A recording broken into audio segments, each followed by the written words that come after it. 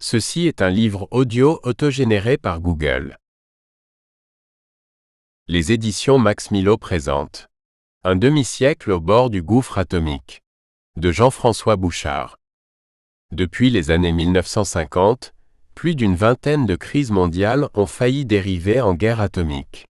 Le livre raconte l'histoire de ces confrontations qui, par miracle, n'ont jamais abouti à l'utilisation de ces armes effrayantes. Un demi-siècle au bord du gouffre atomique est basé sur les documents de la CIA, de la Maison-Blanche et de la diplomatie américaine, publiés par la NSA, une source incomparable pour un récit palpitant. Il permet de comprendre les enjeux et les péripéties de la quasi-guerre nucléaire, qui a plusieurs fois embrasé secrètement le monde, et dont le danger n'est pas écarté aujourd'hui en Corée du Nord ou ailleurs. Jean-François Bouchard est haut fonctionnaire et écrivain. Chez Max Milo, il est l'auteur du Banquier du Diable, biographie de Hjalmar Schacht, le génial financier à qui Adolf Hitler devait son pouvoir. Des notes sont disponibles sur les éditions e-book et brochets du livre.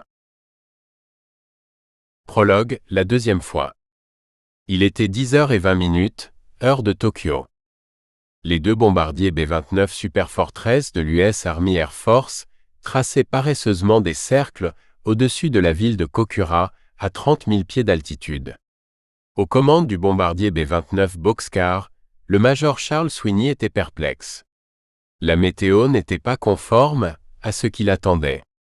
Le bulletin du matin avait annoncé des éclaircies, mais à ce moment de la journée, les nuages empêchaient de voir correctement la ville. Impossible de viser correctement l'objectif prioritaire que le Bockscar devait bombarder, l'arsenal militaire de Kokura. Être précis, lors de cette mission de bombardement, était-il si important? Le major Sweeney en doutait. 3 jours auparavant, il avait accompagné un autre B-29 lors d'une mission très spéciale. Ce jour-là, le 6 août 1945, par une magnifique journée d'été, son camarade de feu le colonel Paul Tibet, à bord de son B-29 Super Fortress qu'il avait baptisé Enola Gay en hommage à sa vieille mère, avait largué sur la ville d'Hiroshima une bombe atomique de 500 kg. En formation non loin de l'Enola Gay, à bord de son B-29 The Great Artist, Charles Sweeney était chargé de collecter des données scientifiques et de réaliser différents relevés des dégâts causés par l'engin infernal. À vrai dire, après l'explosion de Little Boy, le gentillet nom de baptême donné à la bombe, il n'y avait plus grand-chose à observer. La ville d'Hiroshima avait été balayée, pareil à un jeu de construction qu'un enfant turbulent piétine brusquement dans un accès soudain de rage destructrice. Un brasier de plusieurs milliers de degrés avait parcouru la ville, précédé d'une onde de choc d'une violence inconnue jusqu'ici. Il n'était resté de ce qui était une ville de 300 000 habitants qu'un tapis de cendres, simplement parsemé de quelques pans de murs qui avaient miraculeusement survécu à la catastrophe. Comme les ravages de Fat Man, la bombe nucléaire au plutonium que le B-29 Bockscar convoyait, était programmée pour être probablement plus terrifiant encore. Charles Sweeney songeait au fond de lui que perdre son temps et sa belle jeunesse pour garantir un bombardement ajusté au poil de cul près ne rimait véritablement à rien. Mais Charles Sweeney n'avait pas été désigné à la légère. Il avait des ordres. Ceux-ci étaient clairs, et il les appliquerait fidèlement, comme à son habitude. Il allait assurer la mission de bombardement de la ville de Kokura et détruire son puissant arsenal militaire. Aussi insistait-il, faisant décrire de grands cercles à sa superforteresse, laquelle était suivie comme son ombre par le B-29 The Great Artist, piloté pour cette fois par le capitaine Frederick Bock. Ce dernier était le titulaire habituel du Bockscar. Bockscar était la contraction de Boxcar, la voiture de Bock. Mais son avion, et non le capitaine Frederick Bock lui-même, avait été désigné pour lancer la bombe au plutonium Fat Man sur Kokura. Et c'est Charles Sweeney qui devait être le maître du jeu. Bock avait donc été privé du manche à balai de son camion volant, et il était simplement chargé des observations pour cette mission d'anéantissement de Kokura. Dans le Bockscar, l'équipage attendait que le major Sweeney prenne une décision. Quelles que fussent les circonstances, il fallait larguer Fat Man. La bombe était chargée, les fusibles d'armement enclenchés et d'une manière ou d'une autre, l'important était de s'en débarrasser. Il aurait été infiniment trop dangereux d'essayer d'atterrir avec cette nitroglycérine ambulante. Bien sûr, la charge de plutonium aurait été retirée immédiatement de Fat Man s'il avait fallu annuler la mission. Mais les hommes du boxcar en étaient convaincus. Il n'y avait pas de retour en arrière possible. Et de toute façon, personne à l'US Army Air Force n'aurait admis que la mission avortât. Au-dessus de la tête de Charles Sweeney, le ciel demeurait désespérément bleu. Sous ses pieds, il restait uniformément gris, sans la nécessaire visibilité sur l'arsenal de Kokura. Charles Sweeney entama un nouveau cercle en faisant pencher le boxcar sur l'aile droite. The Great Artist du capitaine Bock l'imita l'instant d'après. Au fond, à cette altitude de 30 000 pieds, ils étaient assez tranquilles. Les risques d'être touchés par la DCA étaient inexistants. La couverture nuageuse sur Kokura, si elle protégeait provisoirement la ville d'un enfer nucléaire, empêchait aussi les artilleurs japonais de la DCA de viser les cibles à abattre. D'une certaine manière, chacun toisait l'autre de part et d'autre de la mer de nuages. Le boxcar compléta son grand cercle, puis entama un deuxième survol. Dans le cockpit, le bruit assourdissant des 4 moteurs Wright à 18 cylindres turbocompressés étourdissait les hommes de l'équipage. Mais aux commandes de l'appareil, Charles Sweeney conservait l'esprit clair. Dans les ordres du grand quartier général, d'autres cibles à sacrifier avaient été prévues si les conditions sur Kokura restaient adverses. Charles Sweeney se rappelait que la liste des villes envisagées par le grand état-major pour faire exploser la bombe qu'il transportait avait un moment comporté d'autres sites dont le nom avait été rayé par la suite. Kyoto par exemple, ou Niigata. Finalement, vitrifier Kyoto avait été écarté en raison de l'importance de la vieille cité impériale dans la culture multiséculaire du Japon. Et l'option de Niigata avait été jugée trop risquée, car la ville se situait loin au nord, à distance excessive des bases aériennes de repli. Par accroc, afin que le major Charles Sweeney disposât d'une cible secondaire, si la destruction de Kokura se révélait trop problématique, le grand état-major avait désigné Nagasaki. Le port de Nagasaki était à une centaine de miles de Kokura. La ville était en soi peu importante, mais elle possédait une grande usine aéronautique Mitsubishi et des fabriques d'armement qui justifiaient que l'on envisageât son bombardement. D'ailleurs, une semaine plus tôt, le 1er août, quelques bombes avaient été lâchées sur la ville par des B-29. Mais elles avaient surtout atteint l'hôpital et pas détruit grand-chose. Quelques heures seulement après l'attaque, l'usine Mitsubishi avait repris sa production de chasseurs A6M0. Un jour plus tard, déjà, sortaient des chaînes de production de nouveaux exemplaires de ces avions qui avaient assuré au Japon la maîtrise des airs dans le Pacifique pendant la guerre mondiale. 30 minutes. Voilà 30 minutes que Charles Sweeney tournait autour de Kokura. Non, décidément, la couverture nuageuse ne se dissipait pas. Aucune ouverture sur la ville. Il était impossible de lâcher Fat Man dans ces conditions.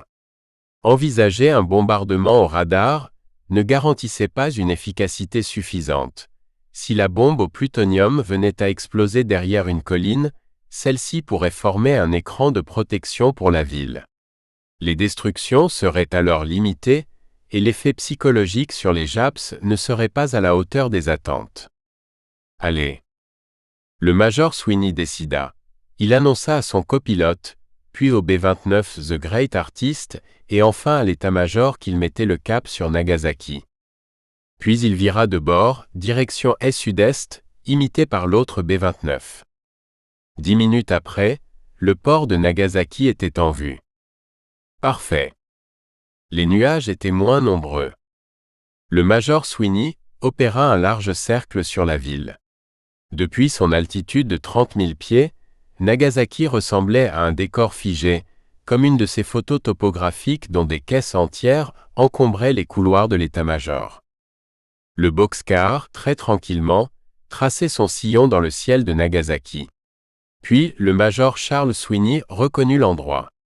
Le bon angle était là, juste entre l'usine d'aviation Mitsubishi et la grande fabrique de torpilles Mitsubishi Urakami. Le navigateur vint lui poser la main sur l'épaule pour le prévenir, mais le major Sweeney avait déjà compris que le moment était venu. À 10h58, ce 9 août 1945, le B-29 Boxcar lâcha Fatman depuis une altitude de près de 30 000 pieds. La bombe au plutonium chuta librement pendant 4 minutes, puis implosa à une hauteur de 500 mètres au-dessus de la ville. Fatman déchaîna en un instant une puissance 2 fois plus grande que celle de Little Boy à Hiroshima, laquelle était déjà égale à la somme de toutes les bombes lâchées sur Londres par les nazis pendant toute la durée de la guerre mondiale. À 11h02, avant qu'elle puisse entendre le moindre bruit d'une explosion, 10 000 personnes moururent. Un nuage de feu dont la température était de plus de 7000 degrés et qui circulait à une vitesse plusieurs fois supérieure à celle du son, consuma instantanément ces 10 000 premières victimes, juste au-dessous de l'épicentre du déchaînement de puissance de Fatman. L'onde sonore qui portait l'effroyable tonnerre de l'explosion arriva avec un très léger décalage, juste un instant après. Puis, la tempête de chaleur, de violence et de radioactivité ravagea la ville entière de Nagasaki, en exterminant plusieurs dizaines de milliers d'habitants. Principalement des civils, des vieillards, des femmes et des enfants. Car les hommes dans la force de l'âge étaient au front. On a souvent tendance à exagérer le premier exploit d'une série dans l'histoire de l'humanité. Christophe Colomb, le premier homme à traverser l'Atlantique, Magellan, le premier homme à faire le tour du monde, Marie Curie, la première femme lauréate du prix Nobel, Neil Armstrong, le premier homme à marcher sur la Lune. On a tort. Dans l'évolution de l'espèce humaine, la deuxième fois a beaucoup plus d'importance. Certes, la première fois qu'un événement se produit est marquante, mais pas déterminante. La première fois montre la voie et indique que c'est possible. Mais une forte probabilité existe pour que l'événement demeure isolé et unique. La deuxième fois prouve que la chose peut entrer dans la normalité et se reproduire encore et encore. Ainsi en va-t-il dans les mouvements de foule. Prenez 10 000 personnes dans un stade. Si une première se met à danser, les autres vont la regarder avec étonnement. Si une deuxième entame à son tour la même danse, d'autres vont suivre et d'autres encore. Si une première se met à fuir, les autres vont la regarder avec étonnement. Si une deuxième fuit, un mouvement de foule vers la sortie va se produire. Ad libitum. Le même phénomène touche les événements historiques. Magellan a certes effectué la première circumnavigation avec sa flottille, démontrant définitivement que la Terre était bien ronde. Mais parce que Francis Drake s'est lancé dans l'aventure pour réussir l'exploit une deuxième fois, le Hollandais Olivier Van Noort, puis le Français Bougainville, puis des dizaines d'autres, feront de même et conquerront le monde. Marie Curie obtint en 1903 pour la première fois un prix Nobel, attribué à une femme pour ses travaux en physique. Parce que Bertha von Suttner reçut à son tour le prix Nobel de la paix en 1905, elle sera suivie par l'écrivain Selma Lagerlöf, puis par des dizaines d'autres femmes qui démontrèrent ainsi que les femmes sont les égales des hommes. L'explosion de Fatman sur la ville de Nagasaki est un événement de même nature. Hiroshima avait démontré que bombarder une ville avec une arme atomique était possible. La destruction de Nagasaki fit comprendre aux stratèges de la guerre et de la politique qu'il était normal de se servir d'une telle arme dans les conflits entre les nations. Les grandes puissances se lancèrent alors dans la course. Après Nagasaki, Staline confia la responsabilité du programme d'armement nucléaire soviétique à son âme damnée Lavrenti Beria, son diabolique compatriote géorgien, avec pour objectif de réaliser une bombe atomique dans les meilleurs délais. Beria mobilisa tous les moyens de recherche en physique des républiques soviétiques, ainsi que les scientifiques capturés en Allemagne nazie. Il agita frénétiquement les réseaux d'espionnage du NKVD, l'ancêtre du KGB et du GRU, autrement dit, les services de renseignement militaire, afin de recueillir des informations sur le projet Manhattan qui avait abouti aux bombes jetées sur le Japon. Il fit infiltrer les équipes qui, aux États-Unis, en Grande-Bretagne ou en France, poursuivait des recherches atomiques. Au bout du compte, l'URSS fut le second pays à réussir un essai d'explosion d'une bombe à uranium dès l'année 1949. Le 29 août de cette année-là, Pervaya Molnia, une bombe expérimentale au plutonium analogue à Fatman, explosa à Semipalatinsk, dans les grandes plaines du Kazakhstan. L'URSS communiste était le deuxième pays à s'être doté d'une telle arme. Devenir une puissance nucléaire devenait alors une situation normale. La Grande-Bretagne, la France, la Chine, Israël, l'Inde, le Pakistan, l'Afrique du Sud et la Corée du Nord suivront dans les 50 années suivantes. Au cours de cette période, à une vingtaine de reprises, l'emploi de la bombe atomique dans les conflits géopolitiques fut envisagé plus ou moins sérieusement. Crise de Suez en 1956, crise des fusées de Cuba en 1962, guerre du Kippour en 1973, épisode de tension avec l'URSS au début des années 1980. Voici l'histoire de ce mortel et dévastateur fil du rasoir nucléaire, sur lequel notre civilisation moderne, sophistiquée, intelligente et cultivée, a si souvent dansé. Elle commence en Corée. Elle s'y terminera aussi. Première époque 1945 à 1953, le temps des haines. Genèse de l'éternelle vengeance coréenne. Chapitre 1. 1945, l'absurde partage. Péninsule de Corée, 1945 à 1951. Nous essayons de prévenir une troisième guerre mondiale, et pas d'en commencer une, dira un jour le président américain Harry Truman à propos de la guerre en Corée. Prévenir une troisième guerre mondiale, après la deuxième qui vient de s'achever? Un immense défi. Presque une gageure. Car tout le monde n'est pas d'accord avec cette idée. Une bonne petite guerre nucléaire. Un conflit atomique efficace et rapide, à peine 5 ans après la fin de cette interminable Deuxième Guerre mondiale. Pour beaucoup, en cette orée des années 1950, la solution au problème stratégique de l'Amérique est là. Le plan de bombardement atomique, que le général Douglas MacArthur présente en décembre 1950 au comité des chefs d'état-major de l'armée américaine, est en effet un bijou de stratégie prospective. Le général MacArthur en est persuadé. Il peut gagner en 10 jours cette guerre qui s'est déclenchée en Corée et bouleverser à lui tout seul les rapports de force planétaires. Il suffit simplement de bombarder les bases arrières des armées chinoises en Mandchourie, avec exactement 26 bombes atomiques, dont plusieurs au cobalt. Merveilleuse matière que ce cobalt. Il est 300 fois plus radioactif que le radium. Outre les destructions, le bombardement au cobalt permettra de créer une ceinture de radiation au nord de la péninsule coréenne qui interdira l'accès à ce territoire pour les 60 à 120 prochaines années. Ainsi sera-t-il possible ensuite de régler tranquillement le sort de Kim Il-sung et de ses communistes qui dirigent la Corée du Nord, car ils seront confinés à l'intérieur d'une zone étanche où Mao Tse-dong et ses innombrables armées chinoises n'auront plus accès. Un problème géopolitique, ces bombardements atomiques? Non. Staline ne répliquera pas. MacArthur n'éprouve absolument aucun doute à cet égard. Pourquoi? Parce que les Russes n'en ont pas la capacité. On ne sait même pas si la bombe nucléaire que Staline a testée au Kazakhstan est véritablement opérationnelle. D'ailleurs, après les bombardements atomiques en Mandchourie, on fera débarquer sur le continent un demi-million de soldats chinois nationalistes de Taïwan. Le régime de Mao n'y résistera pas. Et si la Chine communiste tombe, pourquoi les peuples d'Europe de l'Est asservis sous la botte soviétique ne se trouveraient-ils pas inspirés par ce salutaire exemple? L'effet domino peut jouer à plein si l'on s'y prend avec habileté et détermination. Oui, pour le général Douglas MacArthur, en cette veille de Noël 1950, la solution est là.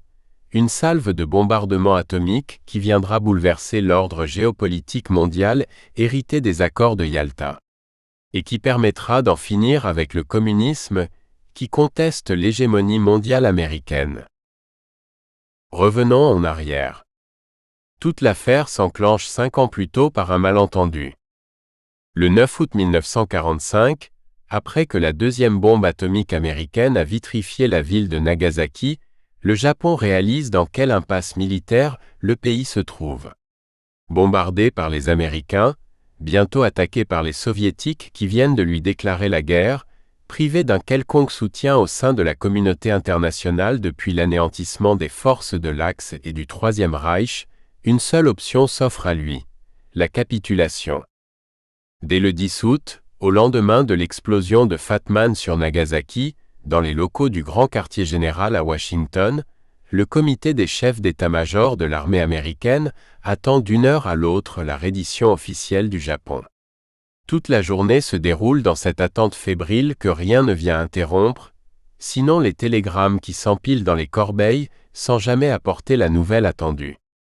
Leur contenu est invariablement consacré à l'évaluation des dégâts causés par le bombardement nucléaire sur Nagasaki et au dernier combat que livrent les armées impériales japonaises sur les îles du Pacifique et sur le continent asiatique. Finalement, à l'heure de sortie des bureaux, le grand quartier général commence à se vider de ses employés et des officiers qui y sont affectés. En cette soirée du 10 août, la chaleur est intense sur Washington, une de ces chaleurs lourdes comme il peut en exister en Virginie à cette époque de l'été. Le colonel Dean Rusk est en train de ranger ses papiers pour rentrer chez lui. Il rêve à un thé glacé, suivi d'une bière frappée et d'un peu de repos sous la fraîcheur du feuillage des 2 chênes qui trônent en plein milieu de son jardin, quand soudain le téléphone sonne. Une secrétaire lui annonce qu'il est convoqué chez le chef de l'OPD, l'Operations Division, ce comité restreint en charge de la planification des déploiements de troupes. La poisse pèse-t-il. Juste au moment de partir profiter de sa soirée. Après tout, c'est la guerre, se ravise-t-il. À Washington, même avec du travail par-dessus la tête, des supérieurs bornés et une chaleur de volcan, le colonel Rusk a conscience qu'il n'est pas si mal loti par rapport à ses camarades qui se battent encore en Asie. Dean Rusk prend sa casquette et se dirige d'un pas alerte vers le bureau du général. Dans l'antichambre, il a la surprise de voir le colonel Charles Bonestell, avec qui il travaille au sein de la section politique du bureau stratégique de l'OPD. Ils ont déjà œuvré ensemble sur l'organisation de la future occupation du Japon et se connaissent bien. Rusk est content de devoir collaborer à nouveau avec Bonestell. À deux, l'affaire sera vite réglée, quelle que puisse être sa nature. Lorsqu'ils prennent connaissance de la mission que l'OPD entend leur confier ce soir-là, les colonels Dean Rusk et Charles Bonestell éprouvent la surprise de leur journée. Pour le lendemain midi, au plus tard, délai de rigueur, ils doivent proposer au comité des chefs d'état-major un schéma complet de division de la Corée entre les Soviétiques et les Américains. Dean Rusk et Charles Bonestell sont rompus aux missions surprenantes. L'un et l'autre ont fait partie pendant plusieurs années des unités engagées sur le terrain. Rusk a combattu en Birmanie et en Chine, et Bonestell a traîné ses guêtres à la tête de plusieurs régiments lors des campagnes de reconquête de l'Europe contre les nazis. Mais là, c'est un véritable direct à l'estomac. Ils savent à peine à quoi peut ressembler la Corée. Bien sûr, ils n'ignorent pas que ce pays a été occupé de longue date par les Japonais et que la population coréenne a été utilisée comme réserve d'esclaves pour fournir de la main-d'œuvre aux industries de guerre nippones. Ils ont aussi entendu de la bouche de certains camarades des récits nostalgiques qui évoquent les beautés exotiques que l'on pouvait trouver avant la guerre dans les bordels de Séoul et Pyongyang. Mais au-delà de ces aspects anecdotiques, découper en une nuit un pays dont ils ne savent rien leur paraît être une tâche assez insolite. Mais bon, il le faut, leur explique le général. Les Soviétiques ont déclaré la guerre au Japon 2 jours plus tôt, le 8 août, et dès le lendemain, le 9 août, les chars de l'armée rouge ont envahi la Mandchourie et une partie de la Mongolie, ainsi que l'île de Sakhaline. Selon les informations en possession du comité des chefs d'état-major, les armées de Staline s'apprêtent maintenant à débarquer sur les côtes de la Corée et à occuper plusieurs ports. L'armée rouge déferle sur l'Asie. Et la Corée pourrait n'être qu'un amuse-gueule. Si l'on ne fait rien, jamais on ne pourra les arrêter, déclare le général. En effet, Trop occupés à préparer l'occupation du Japon, les Américains ne sont absolument pas présents sur ce théâtre des opérations. En attendant que l'armée yankee débarque en Corée pour prendre sa part du gâteau et y garantir la liberté, et surtout sauvegarder l'influence de la civilisation capitaliste occidentale contre les appétits de Staline, il importe d'imposer au plus vite un découpage du territoire coréen qui garantisse que la peste communiste soit confinée au large. Un peu abasourdis, les colonels Dean Rusk et Charles Bonestell sortent dans le couloir du département stratégique de l'OPD. Dans leurs mains, ils ont en tout et pour tout une carte de la Corée et quelques vieux rapports du renseignement militaire sur ce damné pays où ils n'ont jamais foutu les pieds. Les deux hommes regagnent le bureau de Dean Rusk. Ils ne connaissent rien de la Corée, mais ils savent au moins une bonne chose, la soirée est bousillée. La nuit aussi. Puis ils se mettent au travail. Bien des années plus tard, entre 1961 et 1969, lorsqu'il sera devenu secrétaire d'État des États-Unis, autrement dit, ministre des Affaires étrangères du président John Fitzgerald Kennedy, puis de son successeur le président Lyndon B. Johnson, l'ex-colonel Dean Rusk aura l'occasion de se pencher à nouveau sur le fameux partage coréen auquel il procéda en compagnie du colonel Bonestell. Il est peu probable qu'il fit alors preuve d'esprit critique. Sans dévier d'un pouce de ses convictions lors de son passage dans l'armée américaine, il était demeuré cet anticommuniste forcené qui plongeait alors sans rémission son pays dans la guerre du Vietnam. Il avait gardé les mêmes méthodes. D'abord, couper le pays en deux. Ensuite, tenter d'assurer l'étanchéité des territoires afin de contenir les communistes de la Corée du Nord. Et enfin, soutenir sans scrupule ni remords le régime autocratique de la Corée du Sud. Pourtant, Dieu sait si cette méthode en Corée avait produit un beau gâchis. À l'issue de leur longue nuit de travail, les colonels Rusk et Bonestell aboutissent en effet à un exploit historique, irrémédiablement torpiller l'affaire. Et produire une monstruosité géopolitique vouée à empoisonner sans fin la planète pendant des générations et des générations. En réalité, les deux militaires n'ont pas beaucoup réfléchi. Le général de Gaulle avait coutume de dire que souvent, les militaires, s'exagérant l'impuissance relative de l'intelligence, négligent de s'en servir. Est-ce la chaleur de cette soirée d'août 1945 ? Sont-ce les bières dont ils se sont trop généreusement désaltérés ?